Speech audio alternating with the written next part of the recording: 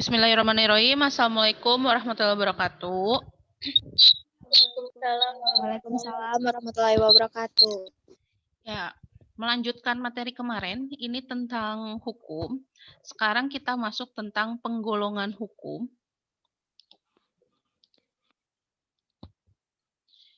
Ya, ini penggolongan hukum. Penggolongan hukum ini dibagi 8, yaitu dengan berdasarkan sumbernya, tempat berlakunya, bentuk, waktu berlakunya, cara mempertahankannya, sifatnya, wujud, dan isinya.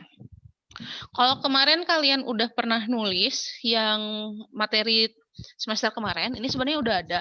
Kalau kalian rajin, ini berdasarkan sumber. Berdasarkan sumber itu dibagi 4. Yang pertama ada berdasarkan hukum undang-undang. Yang kedua ini adalah kebiasaan. Terus yang ketiga itu ada hukum traktat. Yang keempat itu jurisprudensi. Apa itu undang-undang? Yaitu hukum yang tercantum dalam peraturan undang-undang. Jadi hukum yang sudah dibuat. Hukum kebiasaan ini hukum yang terletak dalam aturan-aturan kebiasaan yang dilakukan sehari-hari. Ini biasanya menjadi hukum. Misalkan perempuan nggak boleh keluar malam. Nanti kalau keluar malam ada apa? Atau misalkan tamu wajib lapor 1 kali 24 jam. Itu sebenarnya kebiasaan karena tidak pernah tercantum sebenarnya kalau dalam daerah. Atau hukum traktat ini adalah hukum yang ditetapkan oleh negara-negara di dalam suatu perjanjian antar negara. Jadi ini hukum yang dibuat perjanjian antar negara. Misalkan Indonesia dengan Malaysia, Indonesia dengan Australia, kayak gitu disebutnya hukum traktat, hukum perjanjian negara. Yang keempat ini ada hukum jurisprudensi. Jurisprudensi ini hukum yang dibuat atas keputusan sebelumnya. Jadi kayak misalkan hakim, ini hukum belum dibuat, tapi dibuatnya oleh hakim ketika memutuskan perkara. Nah, ini biasanya diikuti oleh hakim-hakim selanjutnya. Itu disebut dengan hukum jurisprudensi. Kemudian ini ada tempat berlakunya. Ini ada hukum nasional, ada hukum internasional, ada hukum asing, dan hukum gereja. Kalau hukum nasional dibuat dalam wilayah suatu negara. Kalau misalkan internasional berarti hukum yang dibuat antar negara.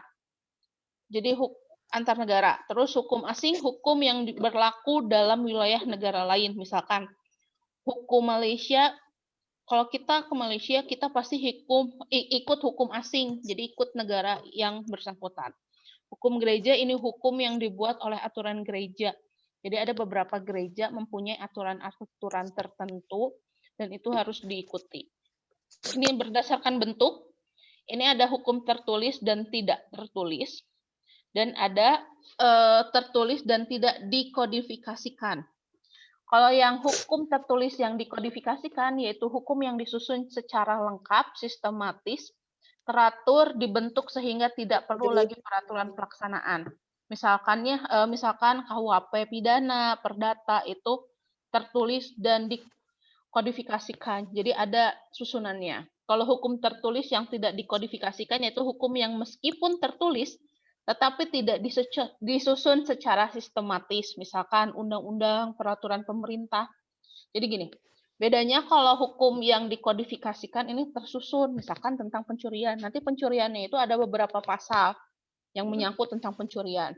Tapi kalau hukum tertulis yang tidak dikodifikasikan, kayak misalkan undang-undang nih, undang-undang dari awalnya misalkan hak asasi manusia, nanti pasal berikutnya bukan tentang hak asasi manusia lagi, misalkan tentang keagamaan, yang kayak gitu tidak dikodifikasikan, jadi tidak disusun secara merata. Yang tidak tertulisnya yaitu hukum yang hidup dan diyakini oleh warga masyarakat, serta dipatuhi dan tidak dibentuk menurut prosedur formal, tetapi lahir dan tumbuh di kalangan masyarakat itu sendiri. Misalkan kayak hukum adat, itu kan tidak ditulis, tapi dilakukan secara turun-temurun dan akan diikuti oleh keturunan berikutnya. Terus ini berdasarkan waktu, itu ada ius constitutum atau hukum positif, yaitu hukum yang berlaku sekarang bagi suatu masyarakat tertentu dalam suatu daerah tertentu. Misalkan yang tadi, undang-undang, itu positifnya. Kalau ius constitutum atau ius constituendum atau hukum negatif, yaitu hukum yang diharapkan berlaku pada waktu yang akan datang. Nah, kalau hukum positif ini yang sudah berlaku, kalau hukum negatif itu yang baru dibuat tapi belum berlaku, jadi akan berlaku di kemudian hari. Itu berdasarkan waktu. Kalau cara mempertahankannya, ini hukum berdasarkan cara mempertahankannya, ini ada dua. Material, yaitu hukum yang mengatur hubungan antar anggota masyarakat yang berlaku umum tentang hal-hal yang dilarang dan dibolehkan dilakukan. Misalkan hukum pidana, hukum perdata, hukum dagang, itu hukum material. Nah, kalau hukum formalnya, yaitu hukum yang mengatur bagaimana cara mempertahankan dan melaksanakan hukum material, misalkan hukum acara pidana, hukum acara perdata. Nah, kalau hukum material ini digunakan untuk kehidupan kita sehari-hari, misalkan kayak kasus pencurian, terus perceraian, itu hukum dari material. Kalau formal itu hukum yang dilakukan biasanya untuk ke negara, misalkan ada kasus-kasus sengketa dalam pemilu, itu dimasukinnya acara pidana KUHP perdata, atau nanti misalkan kayak banding ke negara, itu masuknya ke formal.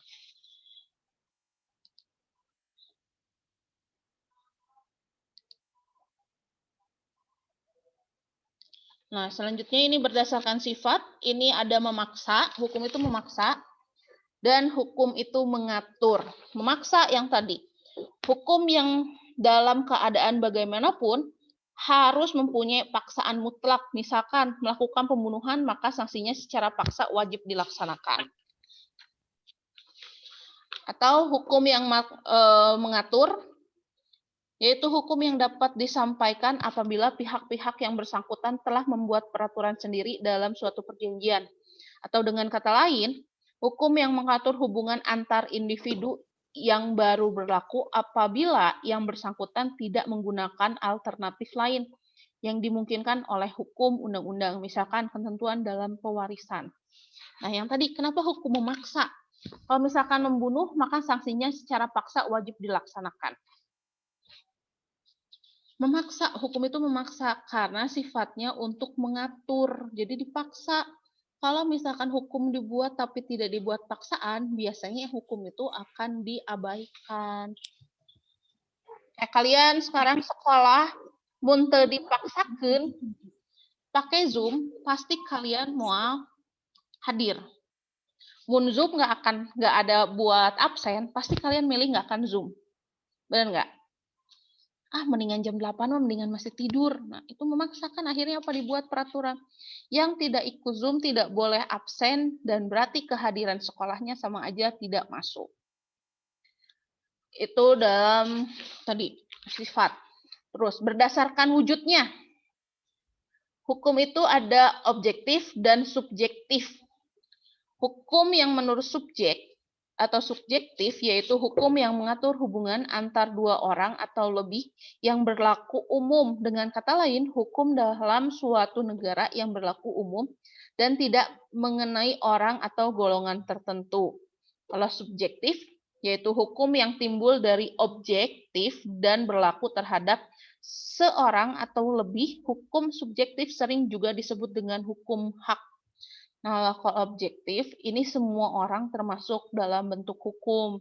Kalau subjektif, nanti ketika orang itu sudah melanggar hukum atau melakukan tindakan hukum, itu masuknya nanti ke dalam bentuk subjektif yang disebut hak. Jadi kita itu manusia itu punya hukum subjektif, hak. Tapi kita juga tergolong dalam hukum objektif. Jadi kita sebagai manusia itu punya aturan dalam hukum. Nah, diri sendiri ini ada yang namanya hak. Walaupun nanti ada misalkan permasalahan, itu ada hak untuk membela, ada hukum untuk membela diri. Kayak misalkan kamu dibully, kamu keluarin hukum subjektif. Ada hak kamu ketika kamu dibully, kamu melawan. Atau misalkan kamu nggak enak, kamu ngelawan. Tapi ada objektif. Ketika kamu melawan dengan menggunakan kekerasan lagi, nanti ada yang dimaksudnya dengan hukum yang tadi, antar sesama manusia. Ini hukum berdasarkan isinya, hukum publik dan hukum privat atau hukum sipil. Kalau hukum publik itu dibagi 4 lagi. Kalau hukum publik yaitu hukum yang mengatur hubungan antar negara dengan individu publik. Jadi negara sama masyarakat atau warga negaranya. Menyangkut kepentingan umum. Hukum publik biasanya dibagi 4. Ada hukum pidana, hukum tata negara, hukum tata usaha negara atau administratif, dan hukum internasional. Nah, hukum pidana yaitu mengatur tentang pelanggaran dan kejahatan, memuat larangan dan sanksi. Kalau hukum tata negara yaitu hukum ini bisa dilihat ya. Ini privat, publik, tertulis. Nanti Ibu share lagi. Hukum tata negara yaitu hukum mengatur hubungan antar negara dengan bagian-bagiannya. Hukum tata usaha negara yaitu hukum mengatur tentang kewajiban pejabat negara. Kalau hukum internasional, hukum antar negara seperti hukum perjanjian internasional, hukum perang internasional, kayak misalkan hukum perdamaian nasional itu ada. Kalau privat ini ada perdata dan pidana, perniagaan atau perdagangan. Kalau hukum sipil ini hukum mengatur hubungan antar individu satu dengan individu lainnya termasuk negara dan pribadi. Di dalamnya itu ada hukum pidana yaitu hukum yang mengatur hubungan antar individu secara umum, contohnya hukum keluarga. Ini perdata. Hukum perdata dalam hubungan sipil itu mengatur juga tentang hubungan keluarga, hukum kekayaan, hukum waris, hukum perjanjian, hukum perkawinan. Misalkan. Kalau dalam hukum pidana itu ada hukum keluarga. Jadi orang tua wajib memberikan nama yang baik pada anak. Itu ada di hukum pidana, hukum perdata keluarga. Atau hukum kekayaan, ini tentang hukum waris. Jadi diatur, ada peraturannya juga di dalam hukum sipil ini. Terus hukum waris kan, hukum perjanjian. Misalkan perjanjian pranikah, pernikahan. Ini masuk juga karena termasuk dalam hukum perkawinan. Ini berlakunya tadi.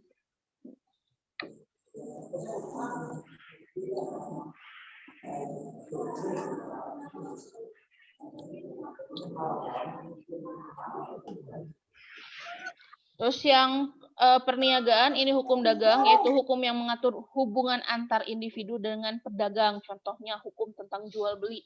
Nah, di dalam negara juga sebenarnya hukum jual beli itu diatur. Ini yang belum tadi, tolong SS dulu.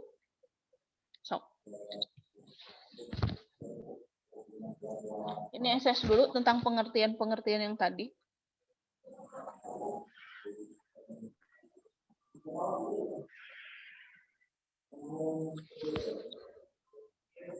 Silakan SS lagi. Ini tentang bentuk. Kemudian ini tentang waktu berlakunya. Terus ini tentang tempat berlakunya yang tadi nasional, internasional, hukum asing, hukum gereja. Lalu ini mempertahankannya, material dan formal. Ada? Terus ini dilihat dari sumber, ada undang-undang, kebiasaan, traktat, jurisprudensi, dan doktrin. Kalau misalkan, tapi sebenarnya doktrin ini jarang dipakai. Ini biasanya terjadi di negara-negara kerajaan, biasanya di doktrin. Terus ini dari wujud, ada subjektif dan objektif. Silakan SS dulu. Ini berdasarkan sumber atau tempat berlakunya hukum, aturannya. Ada hukum material dan formal. Ini keterangannya.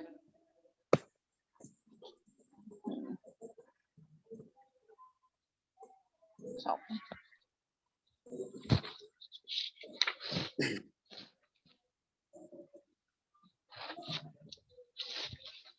Nah, ini selanjutnya tata urutan peraturan perundang-undangan sesuai dengan Undang-Undang Nomor 12 Tahun 2011. Ini ada tentang Undang-Undang RI nomor Undang-Undang RI di tahun 1945. Terus yang keduanya, TAP MPR atau ketetapan MPR, dibuat dan ditetapkan MPR. Putusan MPR ada 2. Yang pertama, ketetapan MPR isinya mengikat ke dalam apapun keluar anggota MPR. Yang kedua, keputusan MPR isinya mengikat anggota MPR. Yang ketiga, undang-undang atau Perpu, undang-undang yang dibuat oleh DPR, ditambah Presiden, ditambah peraturan perundang-undangan yang dibuat oleh Presiden, atau Perpu Presiden, atau Perpres, ini peraturan Presiden. Yang kelima ini adalah Perda, peraturan daerah. Perda itu dibagi 2, ada yang provinsi dan ada yang kabupaten. Nah, kalau Perpu, misalkan peraturan perundang-undangan yang dibuat DPR, misalkan tentang undang-undang, kayak misalkan ITE, yang itu biasanya dibuat dulu oleh Presiden, dibuat dulu oleh DPR. Itu atas putusan dari Presiden juga. Nah, kalau misalkan peraturan Presiden, ini biasanya putusan yang dilakukan ketika DPR dan MPR memutuskan tetapi ada yang tidak disetujui oleh Presiden, maka Presiden akan memberikan Perpres atau peraturan Presiden untuk menyanggah dari undang-undang yang dibuat oleh DPR. Ini Perda, peraturan daerah. Yang pertama ada Perda 1 dan Perda 2. Ini peraturan yang dibuat oleh provinsi dan yang peraturan dibuat kabupaten. Jadi kayak kita itu di Kabupaten Bandung itu punya Perda kabupaten. Tapi nanti Perda kabupaten juga tidak boleh melebihi dari Perda provinsi. Dan setiap provinsi dan kabupaten di Indonesia ini pasti beda. Karena kita kalau misalkan kalian kelas 10 udah belajar tentang desentralisasi pembagian kekuasaan dari atas ke bawah. Nah, ini yang digunakan untuk provinsi dan kabupaten. Nah, ini sistem hukum nasionalnya.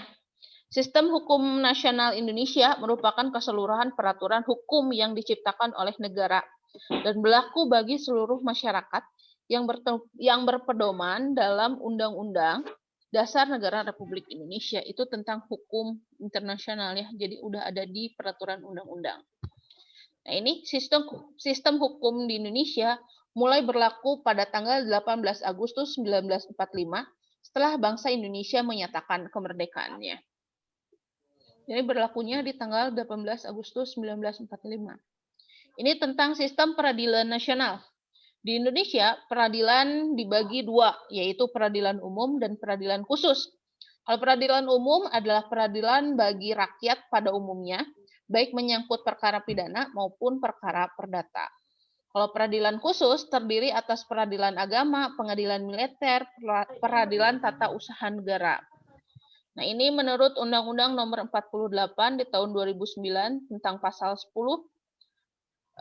isinya tentang kekuasaan kehakiman, menyatakan bahwa kekuasaan kehakiman adalah kekuasaan negara yang merdeka untuk penyelenggaraan peradilan guna menegakkan hukum dan keadilan berdasarkan Pancasila menurut Undang-Undang 1945 demi terselenggaranya negara hukum berdasarkan Pancasila.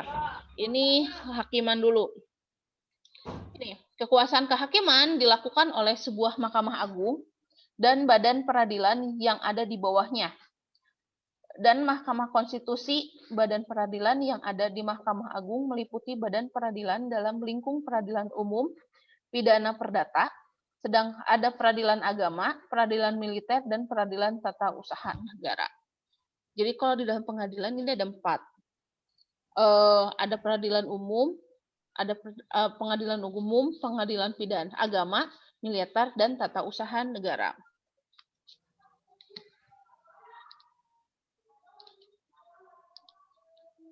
Bentar ya.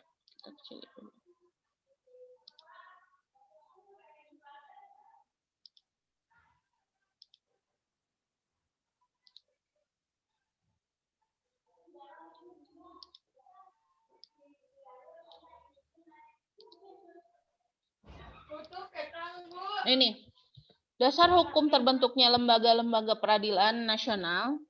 Ini ada tentang Pancasila, terutama di sila kelima, yaitu keadilan sosial bagi seluruh rakyat Indonesia. Terus ada Undang-Undang Dasar Negara Republik Indonesia. Ini tahun 1945. Ini bab 9 di pasal 24 ayat 2 dan 3. Bunyinya di pasal 2, kekuasaan kehakiman dilakukan oleh Mahkamah Agung dan badan peradilan di bawahnya dalam lingkup atau lingkungan peradilan umum, lingkungan peradilan agama, lingkungan peradilan militer, lingkungan peradilan tata usaha negara, dan oleh sebuah mahkamah konstitusi. Ini badan-badan lain yang fungsinya berkaitan dengan kekuasaan kehakiman diatur dalam undang-undang. Ini ada di nomor 31 di tahun 1997 tentang peradilan militer. Terus ada di nomor 48 2009 tentang kekuasaan kehakiman. Terus yang ketiga, ini ada di nomor 3 di tahun 2009 tentang perubahan kedua atas Undang-Undang nomor 14 tahun 1985 tentang Mahkamah Agung. Terus ada di pasal di Undang-Undang nomor 49 tahun 2009 tentang perubahan kedua atas Undang-Undang nomor 2 di tahun 1986 tentang peradilan umum. Ini juga ada di nomor 51 tahun 2009 tentang perubahan kedua atas Undang-Undang nomor 5 tahun 1986 tentang peradilan tata usaha negara, dan Undang-Undang nomor 8 tahun 2009 tentang perubahan atas Undang-Undang nomor 24 tahun 2003 tentang Mahkamah Konstitusi. Silakan di SS dulu.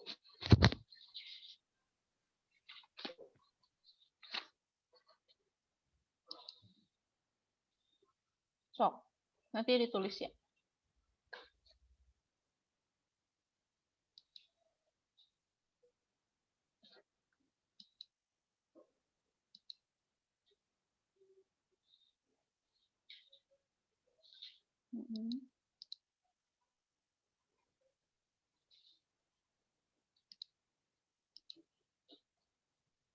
Silakan di SS dulu.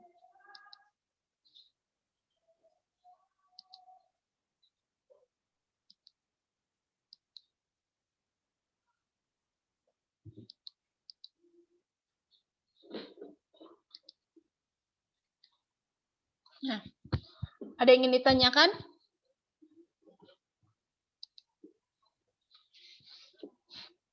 Oh ya, dalam hukum tentang peradilan, yang pertama itu ada Mahkamah Konstitusi, Mahkamah Agung, dan baru pengadilan umum ya. Nanti di pengadilan umum itu pengadilan agama, pengadilan militer, dan pengadilan tata usaha negara baru. Jadi di atas itu ada pengadilan konstitusi, Mahkamah Agung, Mahkamah Konstitusi, terus ada Mahkamah Agung, dari Mahkamah Agung itu baru ada 4 yang tadi. Jadi di bawah Mahkamah Agung itu ada 4, pengadilan umum, pengadilan agama, pengadilan militer, dan pengadilan tata usaha negara urutannya. Jadi yang paling atas itu Mahkamah Konstitusi dulu, baru Mahkamah Agung, terus keempatnya. Jadi kalau kita punya masalah di pengadilan umum, ketika misalkan kita tidak suka dengan putusan pengadilan umum, itu akan masuk dulu ke pengadilan Mahkamah Agung dulu. Dari Mahkamah Agung bisa naik ke Mahkamah Konstitusi gitu. Tapi biasanya jarang yang langsung ke Mahkamah Konstitusi. Kalau misalkan dari pengadilan tata usaha negara itu biasanya cepat, tapi kalau misalkan dalam pengadilan umum biasanya di kisaran pengadilan umum aja, jarang yang masuk ke pengadilan Mahkamah Agung, itu jarang. Jadi 4 yang di bawah itu dikuasai oleh Mahkamah Agung dan Mahkamah Konstitusi. Ada yang mau ditanyakan? Kalau mau ditanyakan, silakan nyalakan mikrofonnya atau di chat.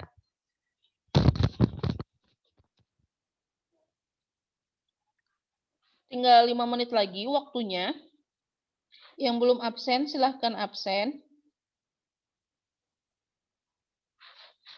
Yang hadir 96 orang. Ada yang mau ditanyakan nggak? Jangan nanyain tugas ya.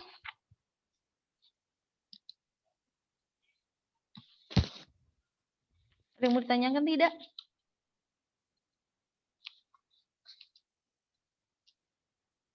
Gak ada yang mau ditanyakan?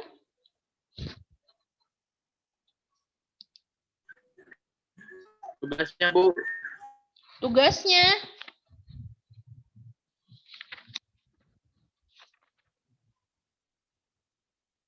Oke, karena pada mau tugas, tugasnya tolong catat. Bu. Karena nanyain tugas, coba kalau nggak ada yang nanyain tugas, Ibu juga nggak akan ngasih tugas. Wawan, Bu, si Wawan. Tugasnya buat klasifikasi lembaga peradilan. Tugasnya buatlah klasifikasi lembaga peradilan.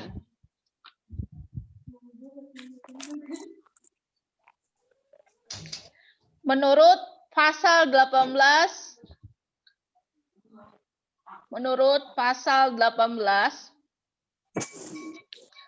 Undang-Undang RI nomor 48 tahun 2009.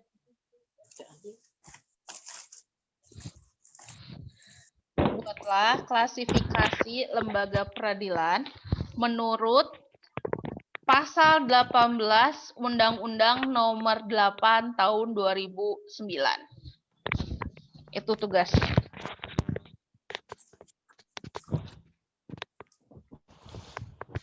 Ada yang mau ditanyakan nggak? Itu tentang pembahasan terakhir tentang pengadilan umum, pengadilan agama, pengadilan militer, pengadilan tata usaha negara. Itu klasifikasinya. Nanti pengadilan umum ada apanya lagi, di pengadilan agama ada apanya lagi, pengadilan militer ada apa lagi, ada pengadilan apa lagi. Terus pengadilan tata usaha negara ada apanya lagi. Sebenarnya awalnya mau dijelasin minggu depan, cuma karena kalian minta tugas, udah aja Ibu kasih. Jadi Senin tinggal minta. pembahasan. Ya, Senin jadi tinggal pembahasan. Dan dikumpulkan. Sabtu sekarang, Bu. Ya, kalau Sabtu sekarang nggak libur, dikumpulkannya Sabtu ya. Karena takutnya Hapitnas oge. Karena kita Jumat libur kan? Ya, ada yang mau ditanyakan nggak? Nggak ada. Kalau nggak ada yang ditanyakan, akan Ibu tutup. Karena waktunya juga tinggal 2 menit. Yang belum absen, dari 66 orang ini silakan absen. Kalau misalkan susah mengisi absennya, silakan WA Ibu. Tanya nomor Ibu di teman yang tahu. Dan Ibu harap kalian tidak men-share absen, link absen ya. Supaya anak segera tugas. Supaya amdek bere tugas, bonganan nanya tugas. Abi lain, Bu. Ya bonganan babaturan aya nu nanya tugas.